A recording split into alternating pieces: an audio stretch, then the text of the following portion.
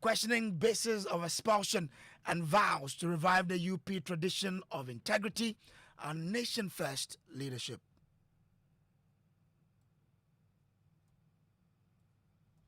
But today they claim they are giving us amnesty. What does amnesty mean? What crime has our new leader committed?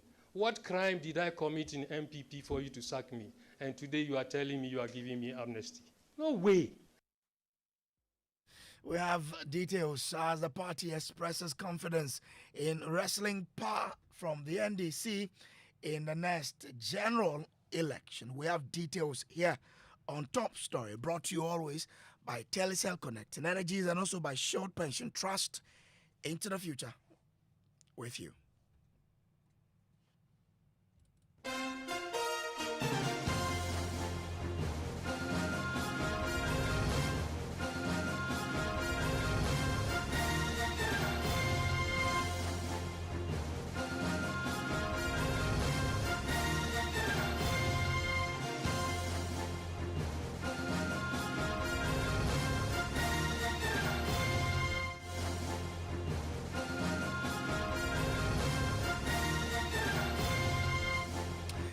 Tonight, the newly formed United Party's leadership has made it clear that there's no going back to the new patriotic party, rejecting an offer of amnesty that implies wrongdoing on their part. National chairman of the party, Abubakar Sadiq Boniface, says the United Party's departure from the MPP is permanent, driven by a desire to revive Ghana's original 1957 UP tradition.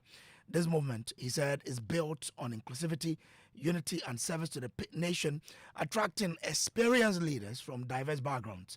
Led by Alan Chamanting, the movement for change officially transformed into the United Party UP, opening a new chapter in Ghana's political history. Speaking at the launch of the United Party, Chairman Abubakar Sadiq Boniface said they aim to restore Ghana's politics to its founding ideals of integrity and nation-first leadership. But today they claim they are giving us amnesty.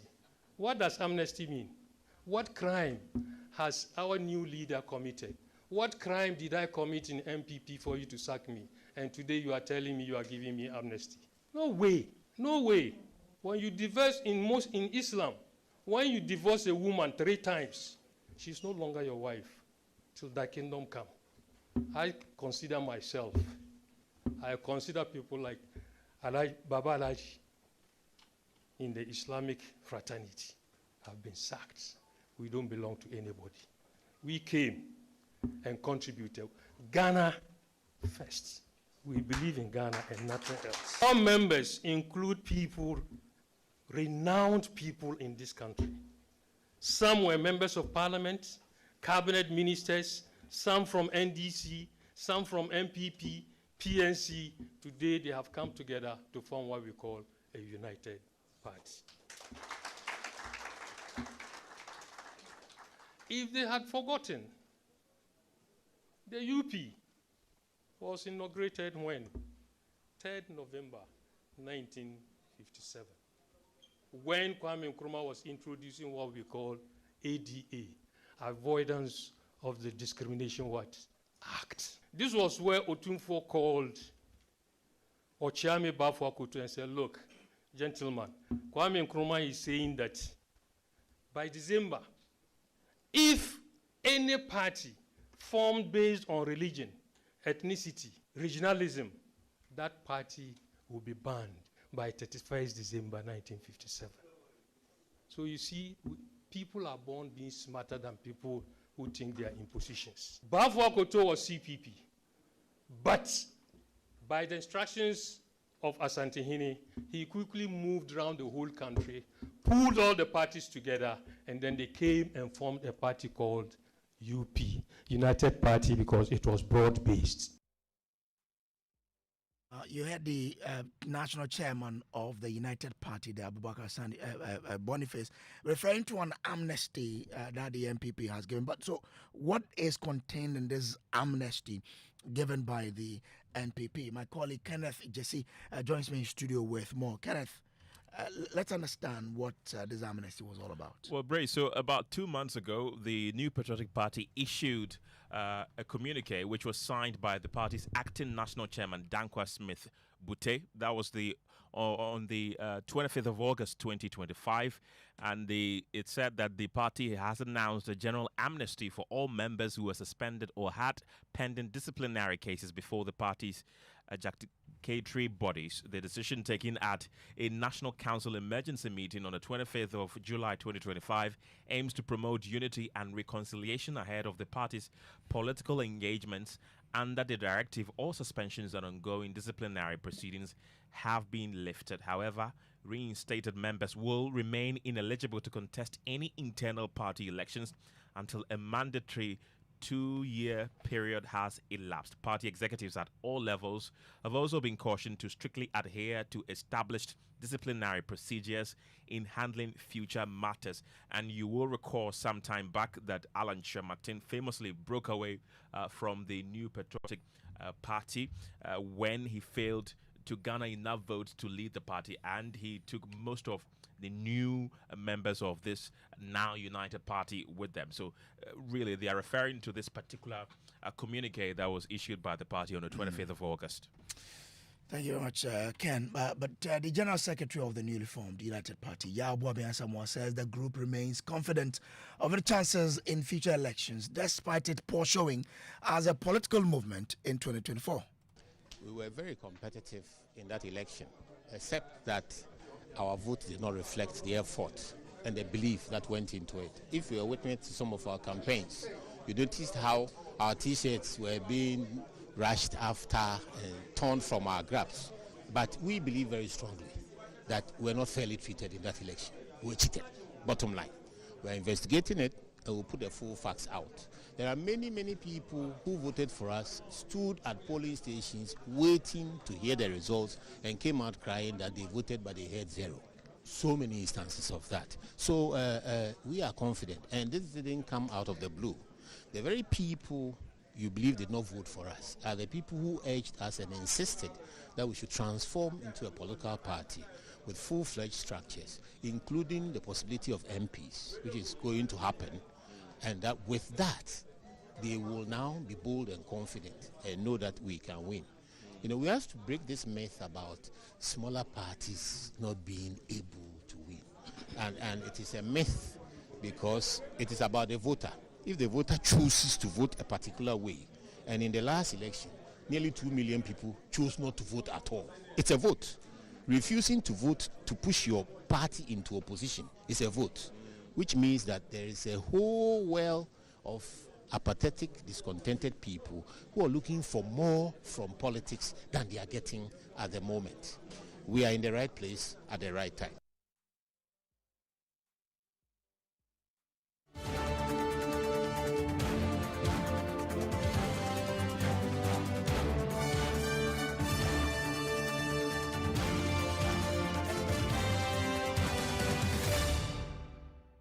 You're still listening to Top Story, brought to you always by Telecel and Shield Pension Trust. Let's now engage some stakeholders of this on Top Story now.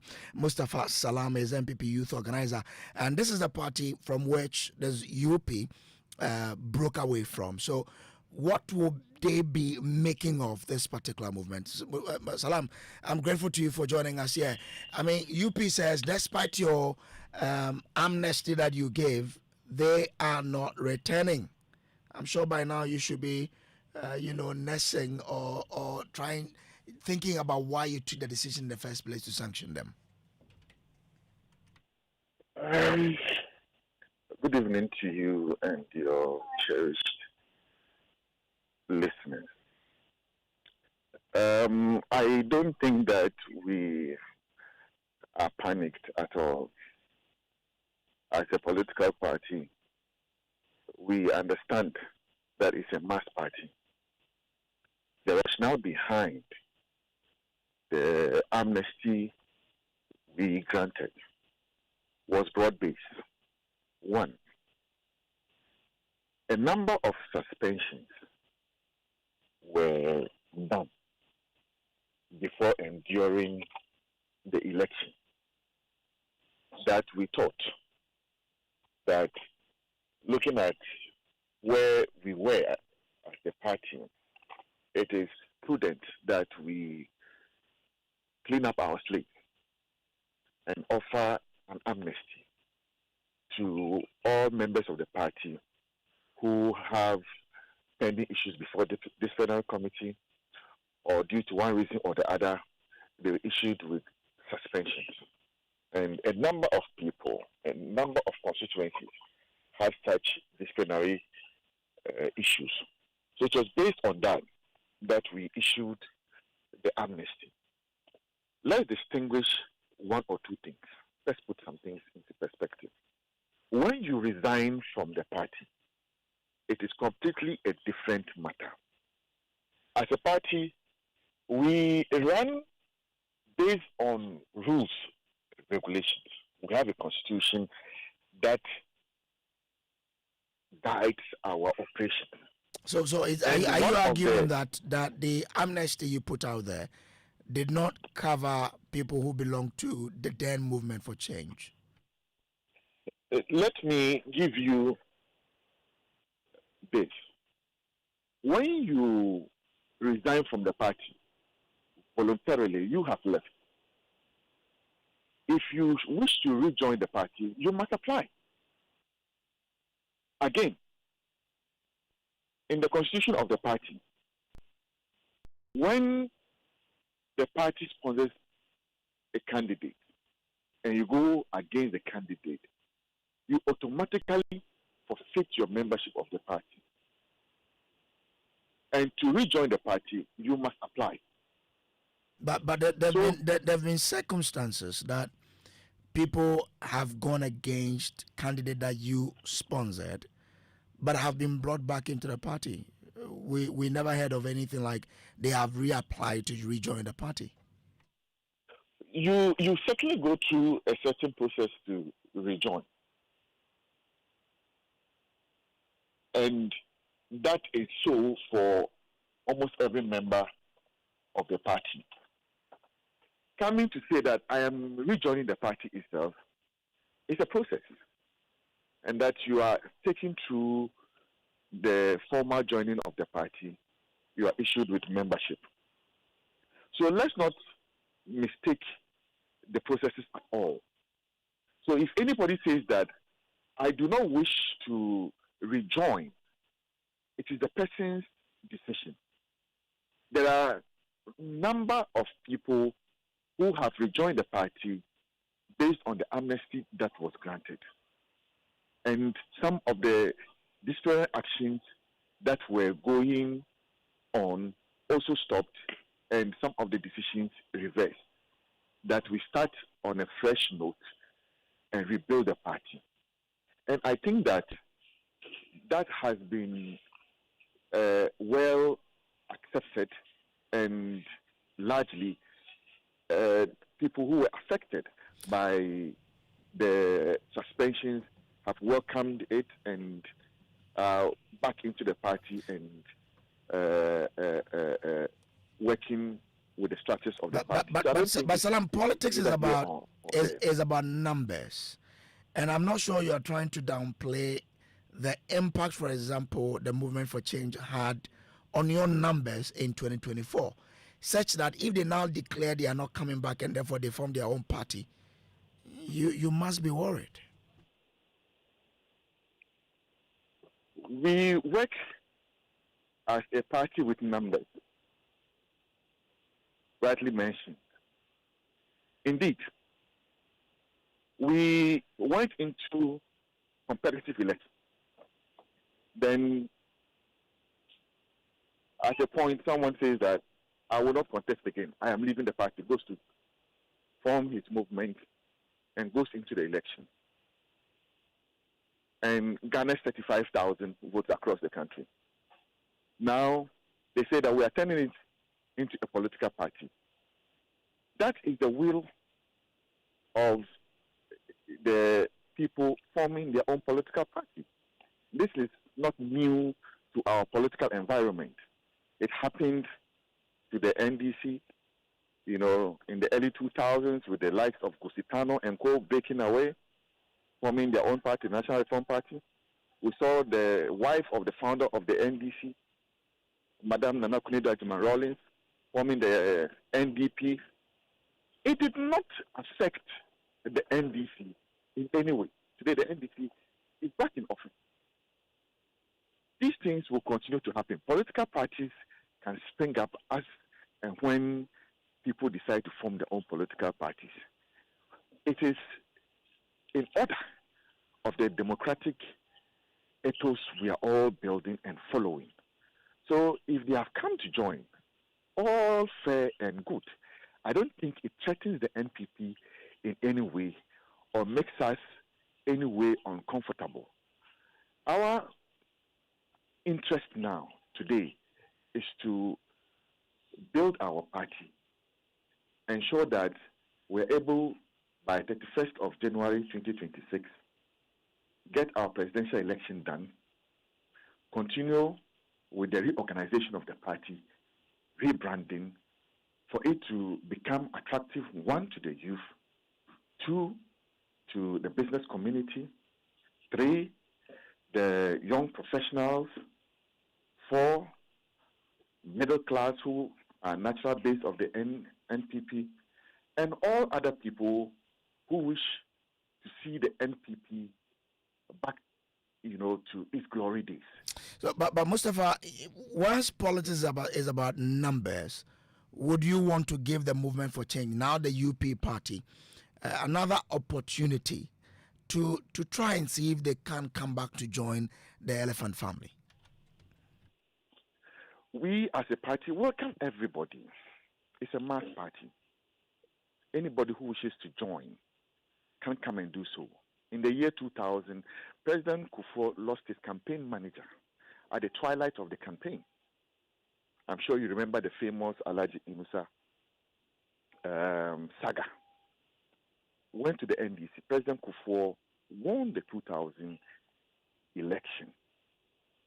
These defections, happen all the time. People move across the political divide based on beliefs and other factors.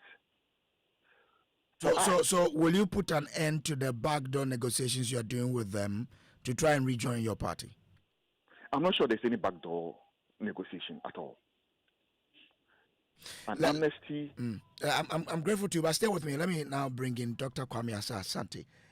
Okay, but before, let me bring in Yao Boabing Asamoah, who is the General Secretary of the United Party. We have him join us on the line. Mr. Boabing Asamoah, grateful to you for joining. Do we have Boabing Asamoah on the line? Okay. We'll try and bring back Yao Boabing Asamoah, who is the General Secretary of the United Party. He was a former stalwart of the opposition New Patriotic Party. Yeah, Mr. Asamoah, grateful for joining.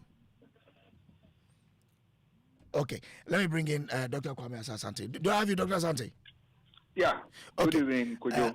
Let's analyze the impact the UP could have on the political landscape of this country. What do you envisage to be their impact on the duopoly we have? Thanks for the opportunity. As for the duopoly, they cannot do much in that area to break it. Because if you look at the political history of this country was founded on two-party systems from 1951 up to date. All the parties we've had are just born, the two dominant parties are born out of the UP or Nkome's tradition. Any other party has been eclipsed by these dominant parties. And I'm driving. I have no doubt in that, yes, what the new party, the UP, want to do, yes, they can profess it, they can say very good things about them, but as to whether they will be able to wrestle power from the dominant political parties, I know it's an impossible adventure. Do stay with me. Let's bring in Yao Boabing Asamoah now. We are told he's rushing into a meeting. Let's make a start before we come back to you. Mr. Boabing Asamoah, grateful to you for joining us. Now, we all do follow the politics of this country, and it almost looks like we have a duopoly. So What's that motivation, and what should we, look up to say the UP is here to break that duopoly, to wrestle power from both the NDC and the MPP? Several reasons why the duopoly is becoming a disservice to this nation. First of all, the immediate assumption, the arrogant assumption that it is only a duopoly that can lead this country and therefore can continue to disrespect voters. Look at the commentary and the analysis that's been, it's only two parties, nobody else can break through. How can you take the voter for granted to that extent? Only a voter can determine at any point in time whether or not a duopoly is the only way forward or not. So we, the UP, are here to offer a viable alternative to the duopoly.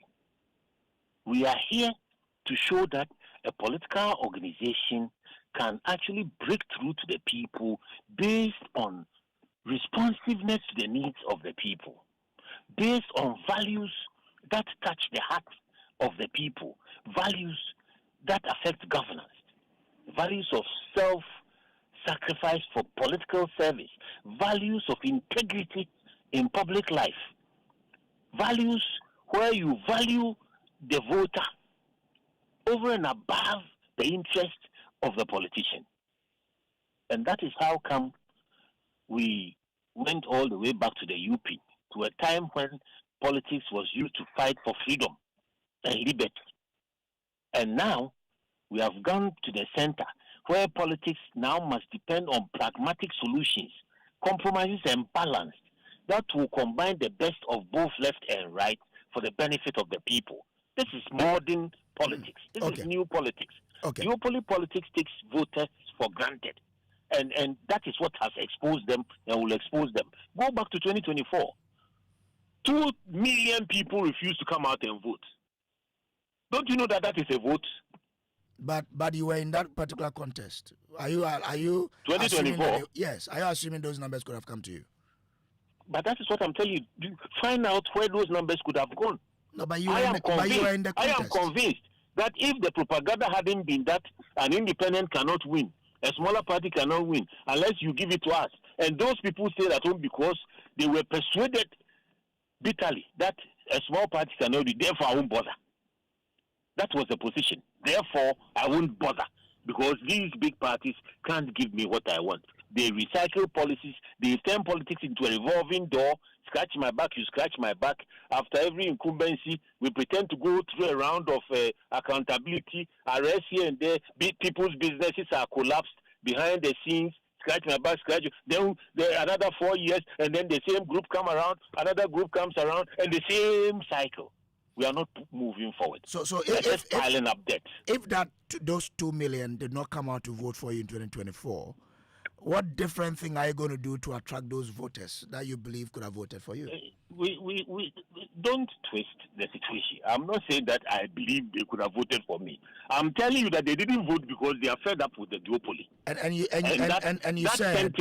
You said if the people you made a point, and I just want us to stay on that point. You said if the propaganda had not gone against you, you'd have gotten those numbers. And I'm asking, what are you going to do different to get those numbers in 2028 now that you're a fully fledged political party? If 2 million people did not step out to vote, then you should realize that the arrogant posture of the duopoly that they are the only game in town is not true. It means the ground is ripe for change, and that an alternative that is viable and credible can replace one of the duopoly. And that is exactly what we are going to do. We are going to break through the duopoly because we are going to offer inclusion, we are going to offer integrity in public life, we are going to offer service, we are going to persuade people to actually get to work. We are going to build an enterprise economy. These are the things that will make a difference for the people to see that we are competitive enough to vote for us. But the assumption that people must necessarily vote for one of the duopoly is what is going to kill democracy in this country. The assumption that the duopoly is safe, and that it's a revolving door, and that they can recycle tired old policies under new names and continue to pile up debt and criminalize each other's actions every 4 years and 8 years, grow businesses and collapse the businesses in 8 years, all through underhand dealings and public procurement, funny public procurements and all that. They are simply taking Ghanaian voters for granted. They are taking Ghanaian voters for granted. So your belief is that now that you are a fully fledged political party, you can do better than you did when you were independent? We are going to dislodge the duopoly. That is our aim. Our Really? single strategic aim is to dislodge the duopoly and offer Ghanaians the opportunity of a functional government. Are you basing this on statistics and history, or you're just Am I saying basing it on what? this assertion of yours that you're going to dislodge the duopoly on numbers or statistics and history, political history, or you're just saying it? Strategy, how can I just say it? You think it's easy to build a political organization? Just say it. Just saying they didn't bring us to where we are today, where we've launched a very viable, potent organization, which has achieved the status of a provisional certificate. Now we are going to roll out and get our full certificate. And beyond the full certificate, we are going to take power in Ghana and bring ethical leadership, discipline back into public life.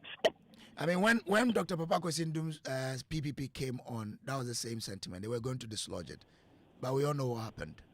How different will the UP be? The UP is different because we've already organized ourselves in terms of a credible program of action to restructure this country, and it's all in the great transformational plan. It is a great document. It contains major structural overhaul of the institutions of this country, as well as the platform for building an enterprise economy, an economy that actually enriches the nation and therefore the individuals within the nation. We are also... I'm grateful to Yao Boabi Asamoah, General Secretary of the United Party, for your time here. Let me bring in Dr. Kwame Asante again. Dr. Asante, so you've listened to both, you've listened to the UP party now. They say they will be able to dislodge the duopoly, but you really understand the history and the numbers. What do you make of this? What I can understand, Mr. Asamoah, all that he's saying is not founded on research. I mean, over the years, we have seen parties that have come and gone. We have seen the PPP, as you rightly pointed out to him, the issue, the party of NR, National Reform Party, and all that. They came in and they could not do anything. Research has shown that the smaller parties since 1992 have not gone beyond 5%. Meanwhile, you are talking about a threshold of what? Beyond 50%. Where are they going to get that from? It tells you that other factors will keep them away. As all that they are saying is not new. That political parties you have today are just members from different traditions who have come and then grouped in there. It's not new. What the real task for them is that how are they going to uproot the duopoly? That is an impossible task for them. I know that, yes, they can take some numbers away from certain political parties and cause them for a fortune in terms of the elections. But as to they winning elections, they must go back to the literature and then the figures. It is not true. They cannot win.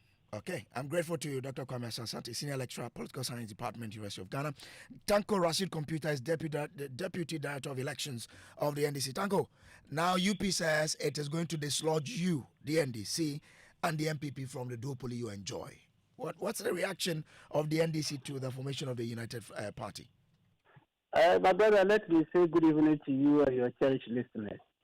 Let me take this opportunity to welcome them to the hot political landscape of Ghana. For now, we are giving them kid groups because they are welcome as new babies. So we will not hit them hard for now. We will just welcome them to the table of men. And then they have to learn the basics. For now, we know as a political party, NDC, we are not perturbed, we are not worried about their coming in. We can only welcome them and wish them well in the game of politics. Well, it's an added advantage to our democratic credentials in Ghana. All right. With them coming in, why not? We are operating multi-party democratic system in Ghana, so they are welcome. Okay, thank you very much. Tanko Rashid Computer is Deputy Director of Elections of the NDC. That's all we have for you on Top Story, brought to you always by Telecel, connecting energies and Shield Pension. Trust into the future with you. My name is Samuel Kojo. Brace up next is News Night.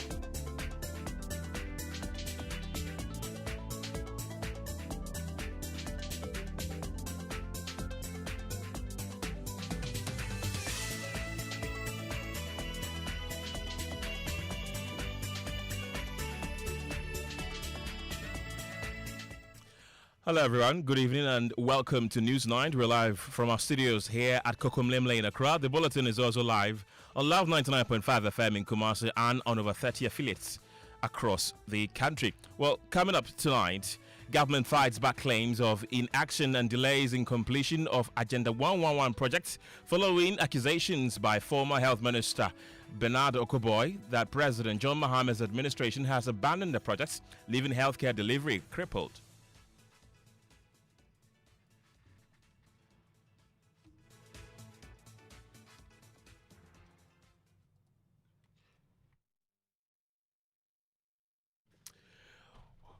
We have details coming up shortly in this bulletin. Also coming up, unpredictable rainfall threatens food production and livelihoods of farmers in parts of the country.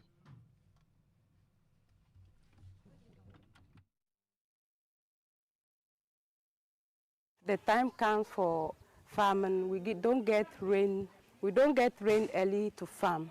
End of the day, we will not get the food. We'll get the poor yield. Also tonight, DVLA fights MPP MP for claiming it charged unapproved fees as it insists the delinquency fees as charged on the roads have been duly approved by Parliament. DVLA is a law-abiding institution, an institution that is a creature of law, and at every point in time, whatever fees, charges that DVLA imposes are those approved by Parliament. Also tonight, late Daddy Lumba's wife, Akosia Sewa's injunction application on Daddy Lumba's funeral adjourned to the 28th of October 2025. We'll hear from her lawyers who say this is not to disrupt the 6th December funeral. And coming up in business, Bank of Ghana Governor Dr. Johnson Esiama insists Ghana is on course to exit the IMF program come next year as he highlights key gains made in all indicators. And coming up in sports, Black Stars head coach Utuado hopes to build a formidable squad for the World Cup ahead of upcoming friendlies in November. We've got the latest of these stories and many others coming up in the next 1 hour. My name is Kenneth. Gyasi, you can be a part of this show by sending us a WhatsApp on 055 11 11 997. Details after this. Auntie T, I beg, fix me go betete Ghana. No gari, no oil, no plantain, just beans then eggs. Hey, brah, that be dangerous combination, no. Problem no day. I feel handle am. For Telecel, with the Bob say everybody gets what they like. That be why Made For Me bundles day. Based on your usage, if you get your own data and call packages, falla! Made For Me bundles like the way you want them. That *530# then buy Made For Me bundles today. Telecel, connecting energies. Couldn't sleep at night. Mosquitoes will be whining my ears, bugging me all night long. Till I got a remedy. Now I'll be spraying them away with holy insecticide spray. Me I go spray them away with holy insecticide spray. When I sleep, me da na ma da with holy insecticide spray. Holy mosquito coil, holy multi-purpose insecticide spray. Ghana Kron Kron. For bulk purchase, call 0302 681582. This advert is FDA approved. No. You look so relaxed and cheerful these days. What's your secret? No secret, Kofi. I just sorted out my retirement with Shield Pension Trust. You should talk to them. Retirement? There's more time before pension. Share. The earlier you start, the better. And Shield Pension Trust makes this so easy for you. They've got amazing plans to choose from. I even signed up for the Shield Cedi Crow a Day personal pension scheme, which lets you save as little as 1 Ghana Cedi a day towards your retirement. Isn't that great? 1 cedi a day. Exactly. And the best part is, I sign up automatically on the Dachia Promoting Plan, which guarantees me medical insurance when I go on retirement. Hey, you've convinced me. I need to sign up now. Kofi is making a move to secure his future and health insurance when he goes on retirement. What about you? Go to Shield Pension Trust or call us now on 050-915-0253 and we'll guide you through securing your pension tomorrow. Shield Pension Trust, into the future with you.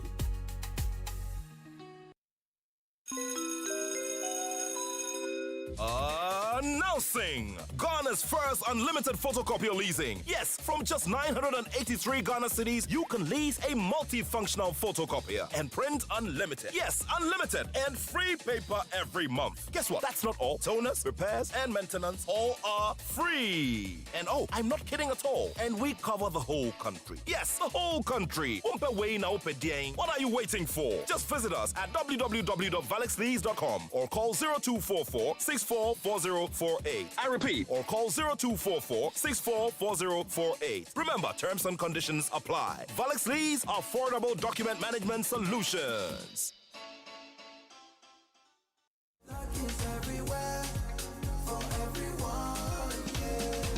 The winning season is back, but this time I am collecting the wins like Jollof at a wedding. The luckiest season 3 is here. Your chance to flip your luck or maybe your bank account too. 2 easy ways to join. Dial *712#. Hit 1 to buy for you or 2 to gift a friend. Feeling lucky? Pick 1 for a random number or hit 2 to choose your own. Pay with mobile money. Done. You're in. Or go to the luckiestafrica.com, click community tickets, choose your number, or let the system do so for you. You can buy a ticket for your boo or your favorite barber. Pay with Momo or card if you're abroad. 1 ticket could turn your 1 Ghana cedi into 500 times more. And the whole community could win 10 times over. Dial *712# or log on. Let's get lucky together because luck is everywhere. Hello again. Let's begin with health tonight because the Ministry of Health is pushing back against allegations of inaction on Agenda 111 projects following scathing criticism from former Health Minister Bernard Okoboy, accusing the Mahama-led administration of abandoning MPP flagship health policy, leaving projects incomplete and healthcare delivery crippled. The Ashanti Regional Minister Dr. Franklin Amwakohene recently claimed that some Agenda 111 hospitals were completed, but Dr. Okoboy's assertion paints a different picture. Well, the controversy sparked a heated debate, with the Ministry of Health defending its actions and accusations of failing to prioritize healthcare infrastructure. Listen to the former Health Minister, Dr. Bernard Okoboy, addressing the media earlier. 3 of these at Ejima Kwamoma District Hospital at Trede, Ofori District Hospital at Kokobin, and Ahanta West District Hospital at Gunahanta were actually commissioned. 3 out of these 30 were actually finished with equipment and everything being put inside. But today, because of politics, nobody has even tried to put our health workers into these hospitals. Ladies and gentlemen, remember that hospitals are not only for care. Hospitals are economic poles. Economic poles mean that when you build a hospital, it triggers a chain of other activities. The Minister for Health recently said we have 74,000 health workers at home. With all due respect to him, health workers don't work in a market, they work in hospitals. These 30 hospitals can absorb at least 12 to 15,000 health workers immediately. The NPP administration, in the 2 to 3 years of Agenda projects, paid a total of $347,174 million. Approximately 4.86 billion is the ticket. Agenda 101, the Akufo-Addo government, these are not loans. The revenues that MPP collected from you, it invested about 4.86 billion in these projects. Now, this is what it means. If this government neglects and abandons all these projects, 4.86 billion has gone into the ground. That was the former Minister of Health, Bernard Okoboy. But the Ministry of Health is rejecting these accusations. Well, spokesperson for the ministry, Tony Goodman, says several facilities inaugurated under the previous government were non-operational at the time and that current efforts are focused on making the projects functional. Well, he revealed an audit of the projects is ongoing to ensure the projects are adequately resourced. We can say clearly that this is just part of the politics. He was unable to post any health worker to those places he claimed are ready to use. If you have completed the project, you have posted staff hospitals. What we want to use for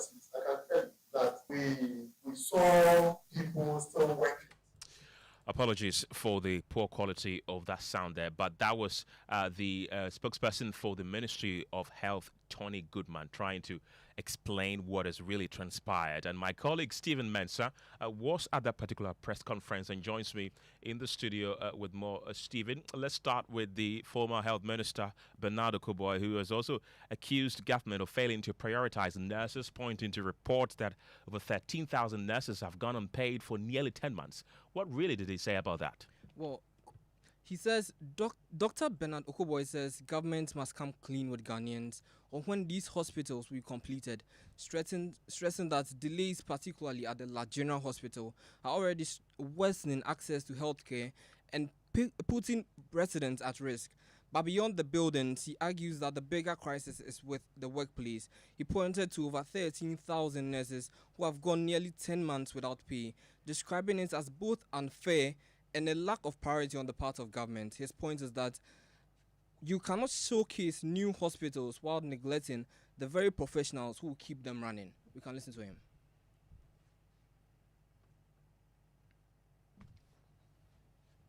You know, sometimes people behave as if any employment done under a former government is for, forgive my language, one party.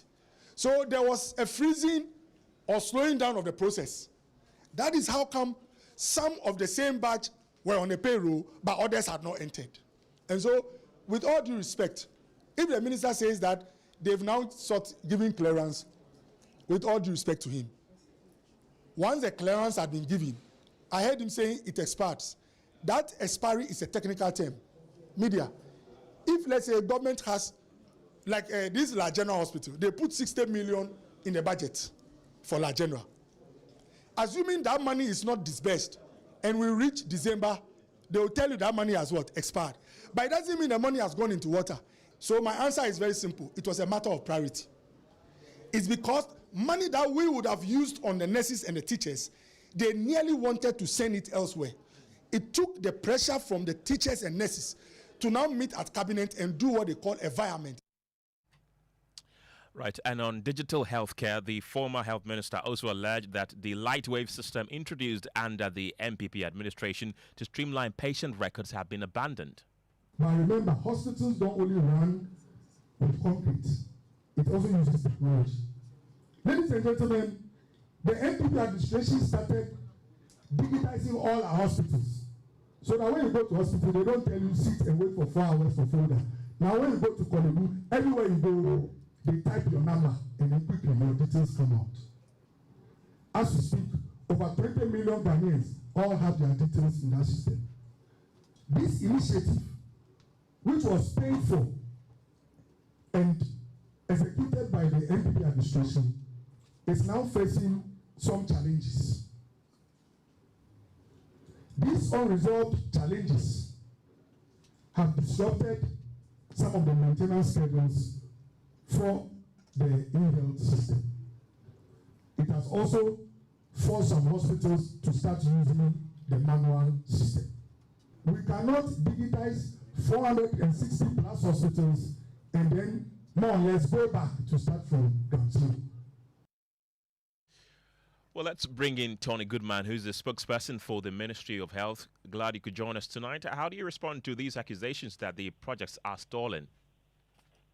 Thank you. Good evening to our listeners. Brother, you will realize that the former minister was struggling. Let me start with the last project he mentioned, the digital platform. This digital platform was launched at the Kaswa Polyclinic in 2016. That was the beginning of digitalization of the various hospitals.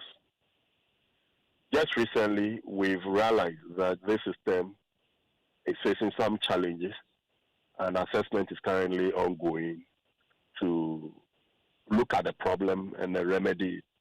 So that is where we are on that project. On the Agenda 111, according to him, we can employ nurses and doctors to work in the 3 that were commissioned later last year. The truth is that none of these projects were commissioned, were actually ready to be used. They were rushed for commissioning And he must know that if projects are commissioned, at times they may be at 80%, 90%, or 95%. This particular project, work is still ongoing. We went to Boko, went to Trede, we're in Ofori, and I can tell you on authority that none of these projects are functioning. Under the Agenda 111, the Honorable Minister has directed that AESL conducts an assessment on the project, because this is a project that was with the presidency, not with the Ministry of Health. Now it's been sent to the Ministry of Health under the current administration. We're currently doing the audits. The first 3 draft reports we've received even mention these 3 projects he's talking about, that none of them can be used as it stands now. The period he served in the Ministry of Health is the same period we can equate that period to what the Honorable Minister is serving currently. Okay. And we can say that if you look at the work this minister is doing, you will realize that if he, Okuboy, was to do same, would have moved the health sector forward. He didn't do anything. He didn't see the need to bring Agenda 111 to the ministry so he can monitor and see whether or not some of them are completed or not. Let me say that the project, 130 million, has been allocated. He said he doesn't see that anywhere. He doesn't believe that we have allocated 130 million Ghana cedis for that project, because he did not do it for his people. He is surprised that the current minister is pushing for that. Let me say that... Is he pushing or he's pushed it? Which is which? Will not be derailed. His efforts will not be derailed by the former minister. He is ready to deliver on the mandate of the people. 2024, persons completed their housemanship without salary. The current minister has worked on their salary. The current minister has worked on the pharmacists who completed their rotation in 2024. Mr. Goodman, there are several accusations that, of course, the former health minister has leveled against this current health ministry. And one of them, he says, is that you're failing to prioritize nurses, pointing that over 13,000 nurses have gone unpaid for nearly 10 months. Really, what is your ministry doing about that? Yes, that has been resolved. You know, when they were in a rush to recruit them without any financial clearance, according to him, financial clearance is just a paper. And that if they said it has expired, it doesn't mean that. I'm surprised at the former minister. You also mentioned that he really did not do anything within his period as health minister, which many will disagree with you, but many will also say that government is a continuing process. Now, the Ashanti regional minister mentioned some time back that some of the Agenda 111 hospitals in his region are operational. Do we have any update? Are there more Agenda 111 hospitals that are currently being operationalized or in the pipeline? I'm sure he was referring to other projects, but not Agenda 111. Agenda 111, I can tell you on authority that none of them are operational. The team, AESL, is currently doing an assessment, and then they will advise the minister accordingly. So you're saying that none of them is operational since you took office? Yes. Okay. Tony Goodman, thank you very much. He's the spokesperson for Health Ministry there. You can also share your thoughts with us on the stories that we have been sharing with you so far on the WhatsApp line. It's 055 11 11 997. Let's bring you more stories tonight, because unpredictable rainfall patterns are discouraging small-scale farmers in the Mion district of the northern region from investing in their farms, where the delayed onset and irregular nature of the rains are disrupting agricultural activities, leaving many unable to produce enough food for their families or generate enough for sale. Well, the situation has become worrying as new data from the Ghana Statistical Service shows nearly half of Ghanaians are still food insecure as Ghana joins the world to mark World Food Day. Mohammed Nuruddin spoke to some farmers and came through with this report. if the time comes for farming, we don't get rain. We don't get rain early to farm. And about the farming, when the rain comes late and we farm, after the farming, the rain will not come and we get the enough food. Rains are not coming. When we apply the fertilizer, it don't work because the ground is not wet.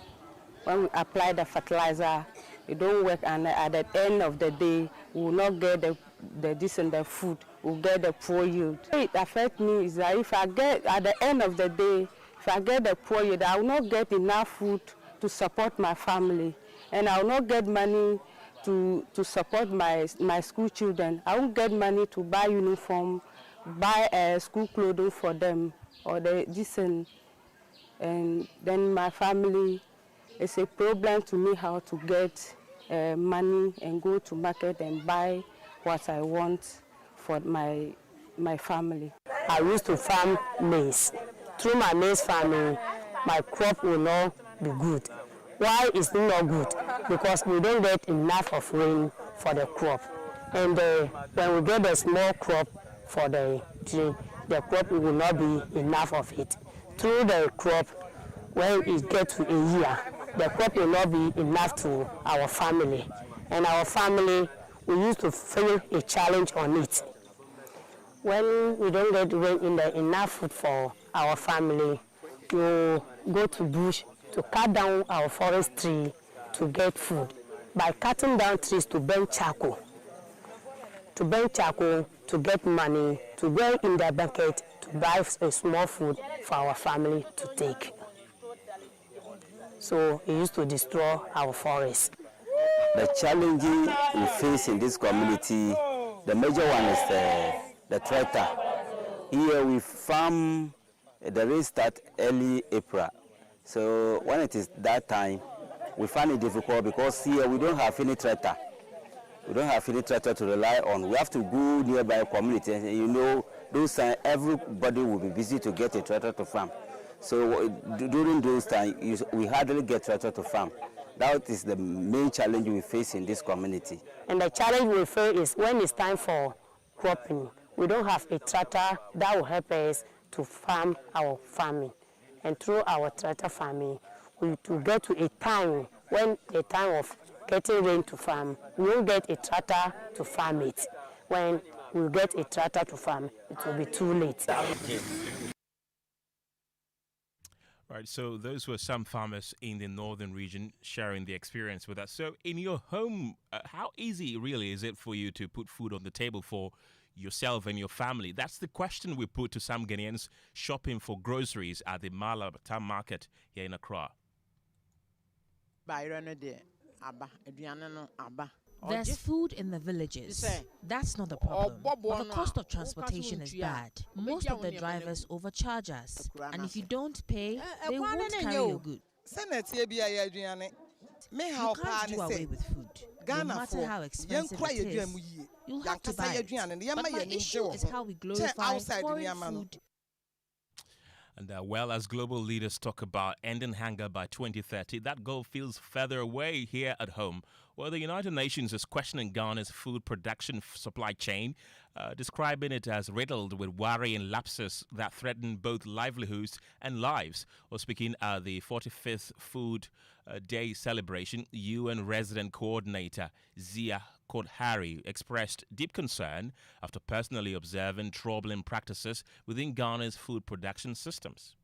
In all of that amazing food that I've enjoyed, I also want to say that behind everything that I eat, I try to think about the backstory of that food. Where did it come from? Who grew it? How did it get to the market? Who cooked it? Why is it on my plate? And there's a long story, and it's not always a pretty story. I went to Tema to visit the woman who smoked the fish. They're suffering from respiratory illnesses. Their eyes are red and inflamed. Their skin is kind of suffering from the fact that they're sitting in a smoky environment so many hours a day. I've also just learned from the minister that the yams which we enjoy in Accra, the farmers this year are getting a low price for those yams because there's a surplus of yams, which is testament to their hard work, but they can't find a place to store it. Well, he's also cited the growing concern of undernourishment in the country, stressing that access to nutritious food, especially for children, is a right and not a privilege. I went to Savannah and I met some children there, and I asked one of the kids who I thought looked a little bit like my 8-year-old in terms of height and size. But when I said, "How old are you?" that little girl said to me, "I'm 14. And I couldn't believe that. How could this child that looks like my 8-year-old actually is 14? The answer is very simple. She's stunted. In Ghana, there is a large number of children who don't get enough food, quality or quantity. The figures now are standing around 17% of children in Ghana are chronically undernourished. There's no way that I can continue enjoying food fully until I know that every child in this country also enjoys that right. It's not a privilege, it's a right to have enough good quality and quantity food.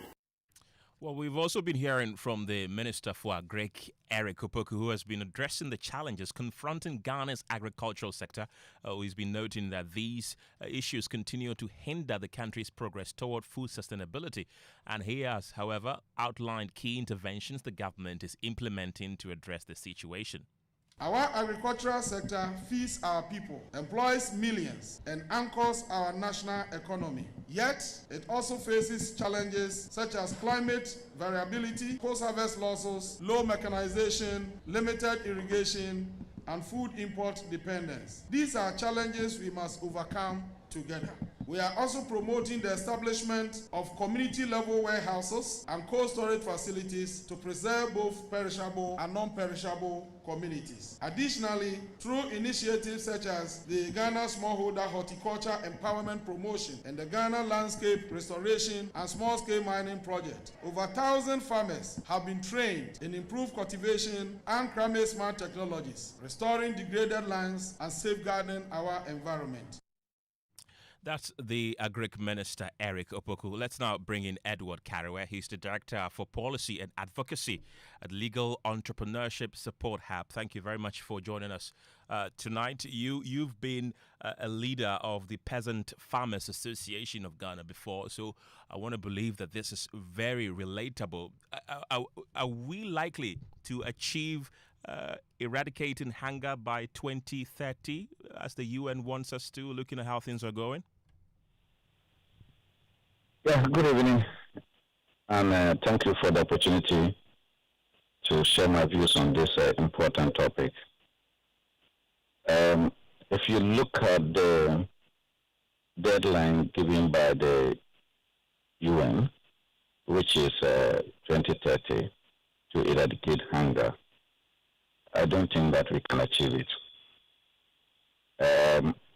If you look at Ghana's agricultural production system and all the challenges along the value chain, certainly 2030 we will not be able to achieve the goal of eradicating hunger in Ghana.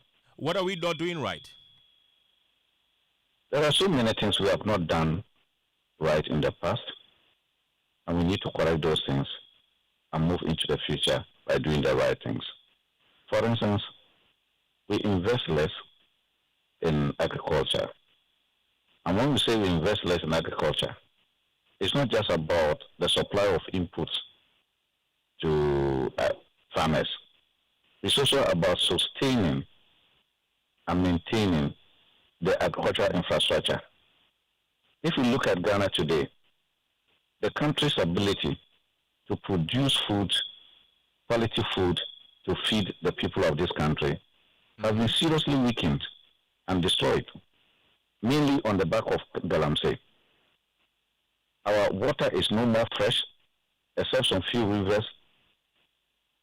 Majority of the rivers are polluted, and once you have poor water system, then your agricultural production system is also poor, to the extent that the output that you get will be of poor quality. So when we are talking about eradicating hunger, it's not just about people putting food into their stomachs and it's full, but we are also looking at quality of the food. And you can see that Ghana's food system the quality has been seriously compromised by what we all know Galamsey has done to the environment. Well, that's quite unfortunate there, but others are also pointing fingers equally at farmers. For example, depending on rainfall, which has now become very unpredictable. There are concerns that shouldn't farmers also develop innovative ways to meet the current trend? I will say that farmers have been doing their best, but we need to know what challenges we can attribute to the farmers and what has to be done by the state. If you go to the northern part of the country in particular, individual farmers decide to dig boreholes. They sink boreholes and take the water to water their dry season gardens. That is what they can do. Beyond that, they cannot build irrigation dams because we know that the capital involved in building irrigation dams is beyond the reach of any individual farmer or even group of farmers. So the state would have to, champion that part of agricultural production so that we can increase irrigation agriculture in the country. So that cannot be put on the head of the farmers.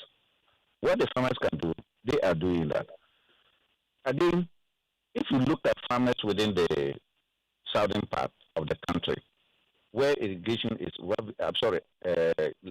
Galamsey is ravaging their farms, it is beyond their individual control. It is a national crisis, and it must be dealt by the state. So in that case, again, you cannot fault farmers for what is happening there. Okay. So largely speaking, the farmers are doing their best. We expect the state to direct us and then also ensure that they protect the agricultural infrastructure for the farmers to be able to apply their trade of producing food for the people of this country. Edward Kare, grateful for your time this evening. He's the Director for Policy and Advocacy at Legal Entrepreneurship Support Hub. And that brings us to business. And James Ishan is here with the latest. James, what are we looking forward to in business tonight? Oh, in business tonight, Bank of Ghana Governor Dr. Johnson Isiama insists Ghana is on course to exit IMF program come next year as he highlights key gains made in all indicators. And IMF Managing Director Kristalina Georgieva charges Ghana to rely on domestic revenue to drive growth in the midst of global economic uncertainty. Business News on Newsnight is brought to you by MTN Business. Welcome to the new world of business. Kingdom Books and Stationery, your number one stop shop for all office essentials, Syntex tanks, and Pepsodent Herbal and Charcoal. The other day, I visited Kweku at his spunky new office to congratulate him on opening his business. And man, was I impressed. The business is just moving quick. The sales, customers, everything is just working seamlessly. The secret? He said, it's MTN Business Broadband. In this fast-paced environment, we need fast and reliable internet to support all business types. No laggy online meetings, great download and upload speeds, impeccable business management systems, all inclusive. I mean, you can have it all. Sharp! I signed on immediately. To enable your business stay ahead and stay connected, make sure you're signed on to the best internet made just for businesses. MTN Business Broadband. Sign up today on broadband.mtn.com.gh and manage your account on my MTN app. Call 0244 308 111 for more information. MTN. Son, we are so proud of you for setting up this hospital. I really love those hospital beds and waiting chairs. By the way, did you import them? No, Dad, I didn't. I actually got them from Kindle Books and Stationery right here in Ghana. Wow. We also bought our office supplies, safes, executive desks and chairs from Kingdom, and they gave us expert advice on how to set up our office. Guys, that makes 3 of us. I also got our sofa and bedroom sets, plus our dining hall furniture for our new home from Kingdom. Wow, Mom, that makes 4 of us. I usually get my stationery items from Kingdom. And my teacher also mentioned that our classroom furniture was provided by Kingdom. So there you have it. Whenever you're thinking about setting up an office or acquiring furniture for your home, etc., Kingdom Books and Stationery should be your first port of call. With over 40 years experience in the industry, we stock and supply a wide variety of globally sourced office and home furniture, stationery and equipment. Visit our head office, Takweje, Osu near the Osu Cemetery, Temania Community 4, Takoradi opposite Vijay Mays Plaza, Cape Coast University Bookshop, Bookshop, Spintex Road near Absa Bank, Atomic Centerpoint Mall, Winneba University Campus, KNUST, the University Bookshop, and Santasi in Kumasi. You can also visit our shop online, www.kingdomstoreonline.com. Hurry while stock lasts. For further inquiries, contact us on 050-162-0810 or 0302-764-101. Email info@kingdomgh.com. Kingdom Books and Stationery Limited, where quality and affordability is assured. Terms and conditions apply. Amma, big news! Star Oil is now the largest oil marketing company in Ghana. Wow, that's huge! Yes, the largest distributor of petroleum products in Ghana. Ever since I switched to Star Oil, my car runs smoother. The fuel lasts longer, no strange engine sound, just clean, powerful performance. Oh, same here. I used to refill every 3 days until I switched to Star Oil. Now, my fuel lasts way longer. I don't know what magic is inside, but my car loves it. Exactly. It's not magical. From Accra to Kumasi to Tamale, Star Oil day everywhere with 240 filling stations and counting. That's why more Ghanaians are choosing Star Oil. Hey, my tank is almost empty. I am heading to Star Oil right now before the queue starts. I'm right behind you, Amma. We set out with a mission to set better and lead boldly. We're proud to say we are Ghana's #1 oil marketing company. To our loyal Star savers across the country, thank you for believing in us. Star Oil, quality and affordable fuels for all.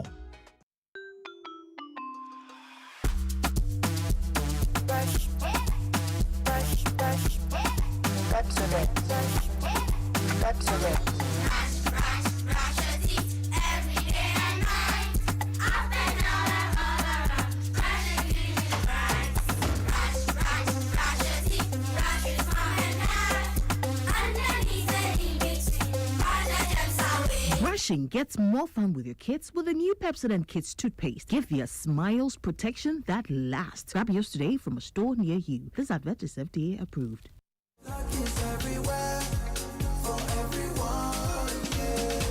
The winning season is back, but this time I am collecting the wins like jollof at a wedding.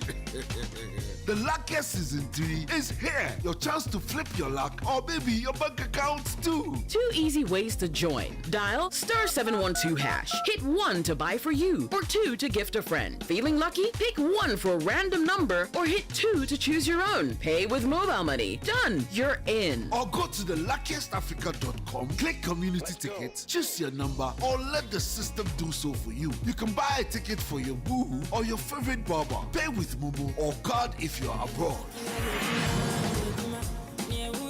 1 ticket could turn your 1 Ghana cedi into 500 times more. And the whole community could win 10 times over. Dial *712# or log on. Let's get lucky together because luck is everywhere.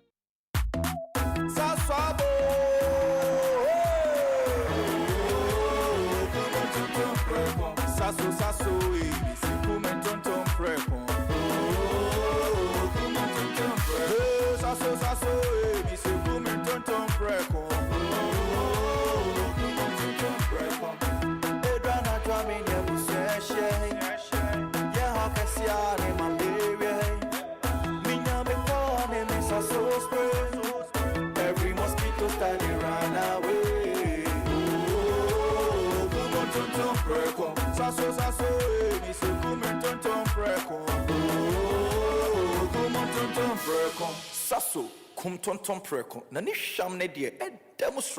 This advert is FDA approved. Welcome back to Business on Newsnight. My name is James Shen. We settle for the details now. The governor of the Bank of Ghana, Dr. Johnson Isiam, has maintained Ghana is on course to exit the IMF program. The assurance is coming on the back of a report of possible extension of the program. But speaking at an event in Washington, D.C., USA, the governor maintained based on Ghana's performance under the program, government is poised to end the external credit facility program when the time is due.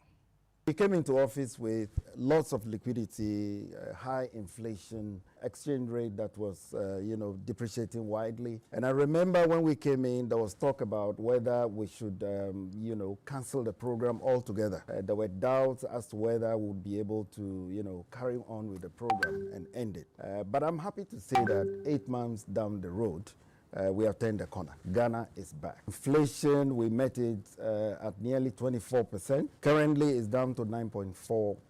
We have seen a strong rebound in growth, running ahead of program targets for the year on almost everything. We are happy to announce that we will be able to exit the fund program come next year. And so far, so good. We think that we have done a good job. We are getting all the upgrades from our rating agencies, which shows clearly that we are on the right path.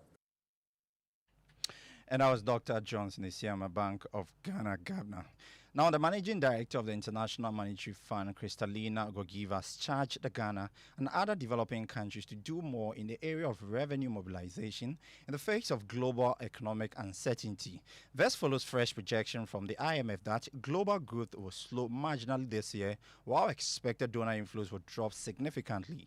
Speaking at a press conference in Washington, D.C., USA, Madam Georgieva said effective revenue collection could be one of the surest ways to mitigate the expected shocks for Ghana.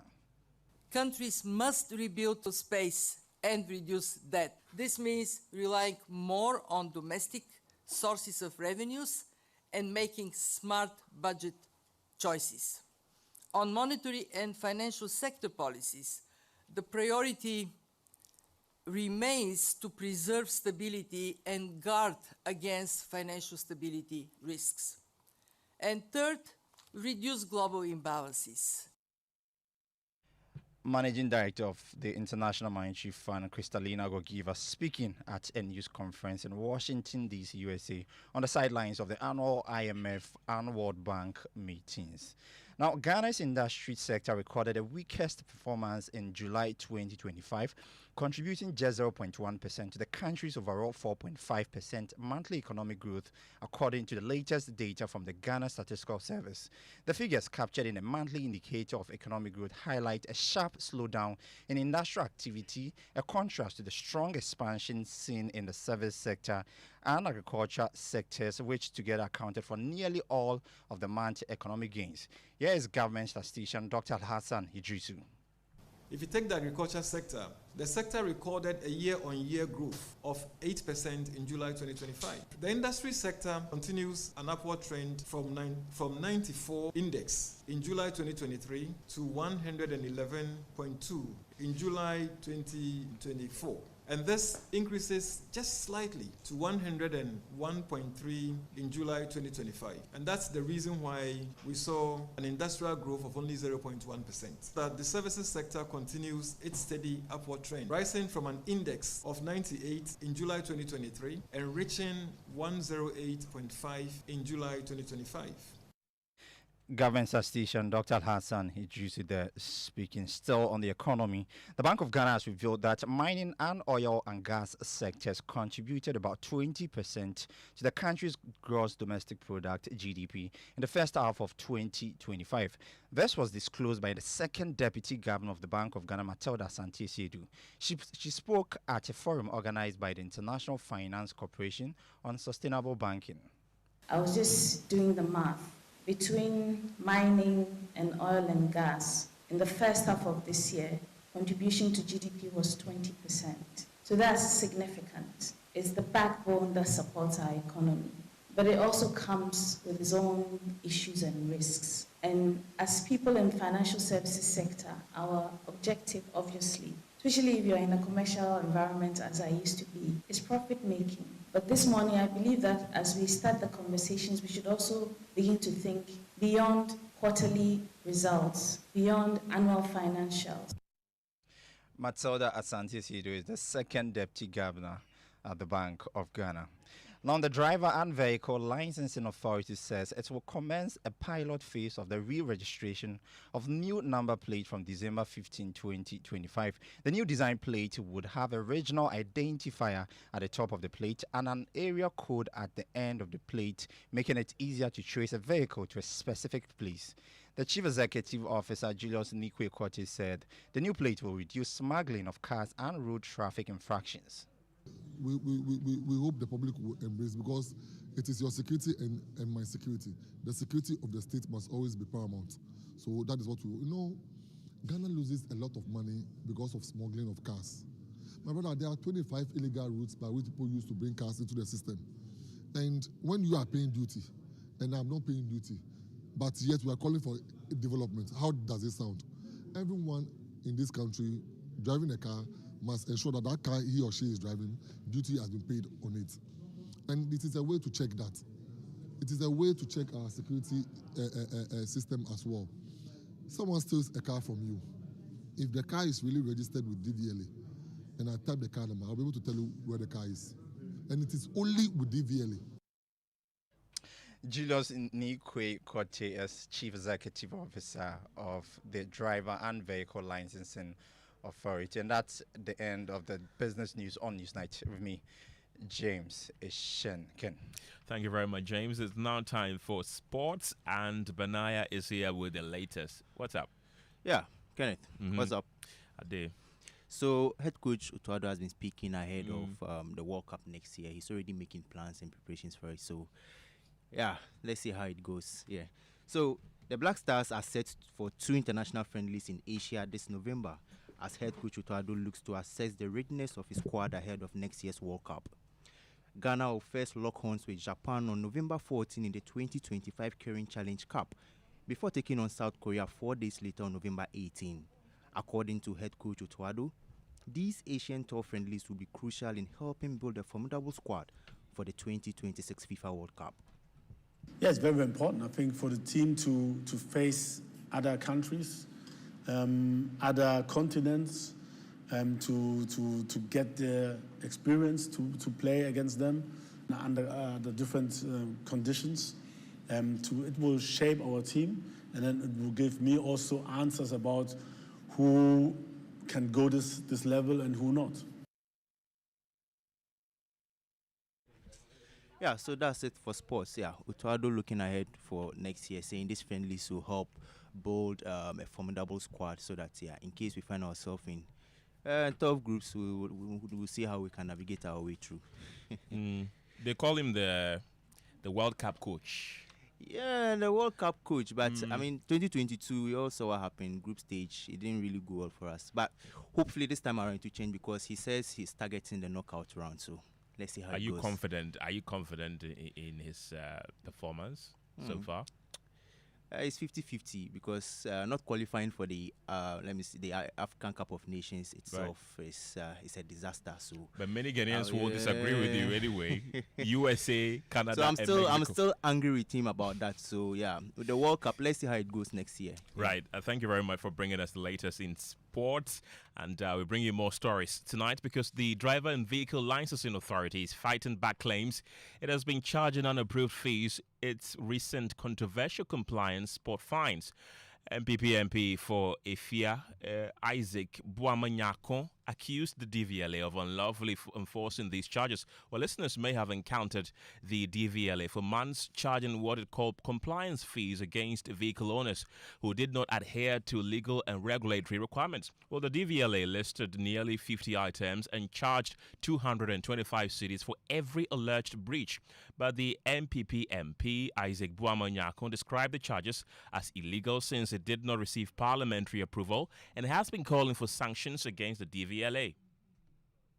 No, fees and charges are imposed by Parliament, okay, not by any government agency on its whims and caprice, by regulation. So you would normally have made your fees, taking it through government for approval, and then it will be laid before Parliament. Parliament will have to approve it before you go ahead and charge. But here's the case: the DVLA had gone ahead to charge people for either sport fines, amongst others, without recourse to Parliament. And that is an affront to the law. And these are areas we are raising because it is becoming one too many. The government thinks that a lot of decisions that require parliamentary approval now never seeks to come to Parliament with it. Is it because they want to bring the image and reputation of Parliament into disrepute? Or is just a disregard because they have absolute majority, as in over 2/3 majority in Parliament? But Parliament is a sacred institution. It is completely separate from the executive. And you don't bring it to Parliament and you begin to charge. And then when issues are brought, you say, I've suspended it, and now you are bringing it to Parliament. Are they saying that they never knew that they had to bring it to Parliament in the Well, let's head to the Ashanti region now because the Kumasi High Court 5, presided over by Justice Dorinda Smith Arthur, has adjourned to October 28th the hearing of an injunction application filed by Akosua Sewa, who is seeking to be recognized as the only surviving spouse of the late Ghanaian music legend Charles Kojo Fusu, popularly known as Daddy Lumba. In a suit, Akosua Sewa is asking the court to declare her as the lawful and surviving spouse of the late musician and to affirm that she alone holds the legal right to perform widowhood rights. Well, the High Court sat on the matter today as counsel for the defendants argued on the capacity of the plaintiff. My colleague Nana Boache Yadom was at court in the Ashanti region and joins me on the telephone lines for more. Nana, narrate the mood in court today for us. Well, Kenneth, today in court it was a very tense atmosphere as the High Court judge was expected to give out some sort of ruling on the matter between Akosua Sewa and then 3 others.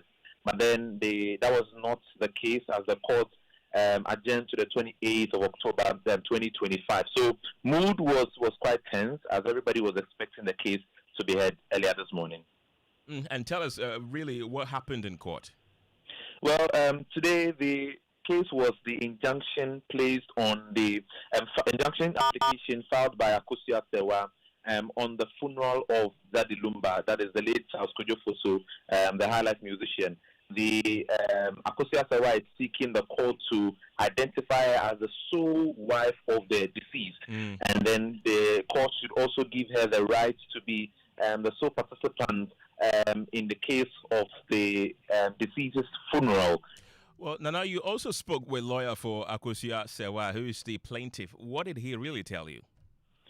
Well, the lawyer had insisted that the second or the first respondent, that is Odobroni, has no legal right to be recognized as the wife of the late Charles Kojo Fusu during the funeral process. Counsel for the first defendant filed a last-minute process, which is not a practice. Says that Akosua Sewa has no capacity to bring this action. We are yet to be served. On the 28th, we are going to argue that motion. When the court determines the motion, then he will give us the roadmap for the hearing of the matter. The court has assured us that it will take less than 1 month to complete this case. And to us, we are happy because we don't want to disrupt the 6th December funeral. All we want is for the court to determine who is a wife, who is the surviving spouse of Lumba. That's the only issue before this court. And we are so confident because it has been tried learning that when you marry a woman under the ordinance and it's not dissolved by the court, that marriage subsists. That is what we are saying. You see, look at what happened today. We served that man on the 5th of October and he had an application. He waited till this morning before he filed it. To us, it's a deliberate move to delay the process. And are you ready to argue on the case of capacity if brought before the court on the 28th? Of course we are, because it can only be one issue. Capacity is saying that Akosua Sewa is not a wife. And to me, that is the root of the entire suit.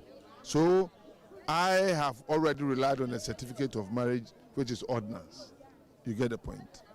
And therefore, I am waiting for those people who are claiming she's not a wife to file a divorce certificate. That is what I'm waiting for. Nana, you're still with me on the line. Did you see the family or any of the other parties to the case in court, notably Odobroni? Odobroni, who is the first respondent, Kenneth, was not in court today. Odobroni was represented by her counsel. The second respondent, who is the Busiapenyi, was present with his counsel, and then the third respondent was not present, but then the counsel for the third respondent was highly represented in court today. Right, Nana Wachi Adam, thank you very much for bringing us update. Let's still stay in the Ashanti region and speak to private legal practitioner Kwame Buadu Akufo. Thank you very much for joining us tonight. So, who qualifies as the widow here, if we're talking about legal terms? My name is Kwame Buadu Akufo. Thanks for the correction. Thank you so much. Can I have your question then? I'm asking about this tussle. Who legally qualifies as the widow? It depends on the entirety of the evidence. First and foremost, it is very important for everyone to take note of the fact that the marriage, which is a monogamous marriage, is not dissolved by the return of drinks. However, when you have a situation when your husband is parading a woman as his wife in the full glare of the public, and all and sundry have come to believe that that woman is his wife, and you sit aloof, and that woman honestly believes that she's married to that man, upon his death, that woman, now having found out that she had been deceived, can bring an action for breach of promise to marry against the administrators or the executors of the estate. Right. Kwame, I want to thank you very much. Mr. Kwame Akufo is a private legal practitioner there. And let's bring you more stories tonight, because Ghana's agricultural landscape is under siege, with the General Agricultural Workers Union revealing that over 100,000 acres of cocoa farms, 30,000 acres of oil palm plantation, and 2.5 million hectares of forest reserves have been destroyed by illegal mining activities. Well, the trade union describes the situation as a national emergency, threatening food security, livelihoods, and the economy, and is calling on government to declare a state of emergency. My colleague Noella Karen Yale is in the studio with more details. Noella, briefly, tell us more about what the statement says. Well, Kenneth, the union statement leaves no doubt about the scale of destruction. It describes food security as one of the biggest looming threats to Ghana, with Galamsey singled out as the main cause. Now, Gao says farmers are losing their livelihoods as illegal miners have taken over farmlands, often through coercive means, while polluted rivers and water bodies make irrigation nearly impossible. And they also warn that the impact is extending beyond farms, causing job losses, discouraging investors, and exposing communities to, serious health risk from chemicals like mercury and cyanide. Noella Kariniali, thank you very much. That's it for Newsnight. But before we go, here are a few of your messages that you've been sending to us on WhatsApp. This is Philip Abuchi from Keta. He says the good people of Volta region are experiencing heavy rainfall and we're getting enough yield crops. Even the price of maize has reduced. I urge everyone to practice backyard garden. And this is Sami from Kumasi. He says, was Bernard Okoboy expecting this administration to just complete the Agenda 1.1 projects within 9 months? And Charles from Legon says the Bernard Okoboy and his party should stop insulting our intelligence. Nana from Spintex Road says, Dr. Okoboy, we were all in this country when your party took over from the NDC and ignored some cheap compounds and secondary school buildings that were built by the NDC. We have a couple of them, but for the sake of time, we would have to end it here. But thank you very much for being a part of the show tonight. I'm Kenneth Gyasi. Have a good evening.